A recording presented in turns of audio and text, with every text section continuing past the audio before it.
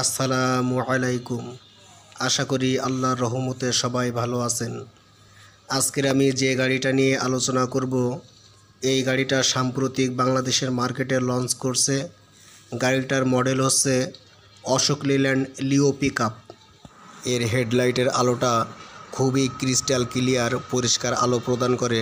হেডলাইটের সাথে front direction indicator lamp যৌথভাবে দেওয়া আছে। গাড়িটা 4 লক্ষ কিলোমিটার বা 5 বছরের ওয়ারেন্টি প্রোভাইড করা হয়েছে।